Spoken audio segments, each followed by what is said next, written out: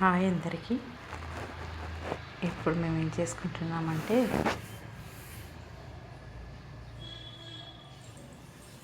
Butter naans paneer curry చేసుకుంటున్నామండి. ఈ పిండి పిసుకోవడం కోసం నేను ఏం చేశానంటే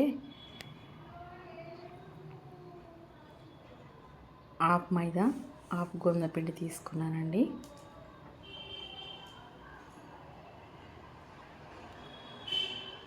ఇప్పుడు నేను పన్నీర్ కట్ చేసుకున్నాను.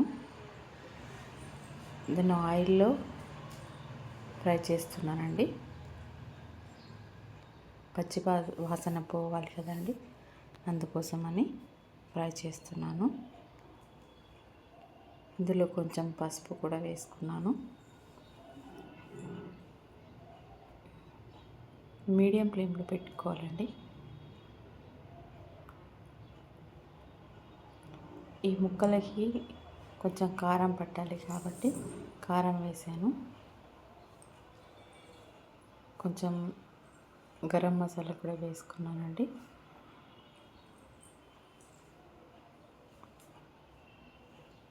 వీటిని కొంచెం వాటర్లోకి తీసేసుకోవాలండి, ఎందుకంటే పన్నీర్ ముక్కలు బాగా వస్తాయి,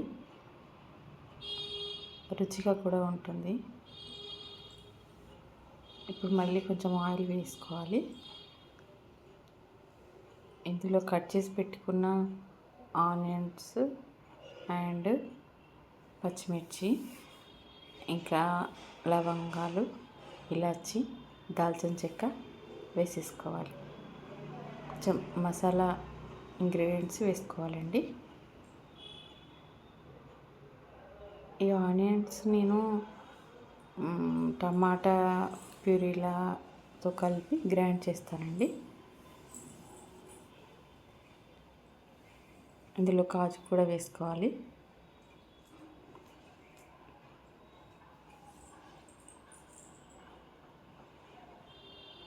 కాజు గోలిన తర్వాత పక్కకు తీసేసుకోవాలి. వీటిని టమాటాలు గ్రైండ్ చేసుకున్నానండి. ఇంతకుముందుకు మసాలా వేయించాను కదా, వాటిని మళ్ళీ కాజు కూడా ఫ్రై చేసినవి నేను మిక్సీ చేసుకున్నానండి. ఇందులోకి నేను ధనియా పౌడర్, సాల్ట్ వేసేసుకున్నాను. జీలకర్ర పౌడర్ కూడా వేసుకోవాలండి. కొంచెం తగినంత కారం వేసేసుకోవాలి. మనం ముందుగా పక్కకు పెట్టుకున్న పన్నీర్ ఇందులో వేసేయాలి. వాటర్తో సహా వేయాలండి. ఫైనల్గా వీటిలో కొత్తిమీర కూడా వేసేసుకోవాలి. మీడియం ఫ్లేమ్లో పెట్టుకోవాలి. అక్కడ పక్కన కర్రీ అవుతుంది, ఇక్కడ చపాతీ చేసుకుంటున్నామండి. దీనిలో హాఫ్ మైదా హాఫ్ గోధుమ పిండి కలుపుకున్నామండి మేము.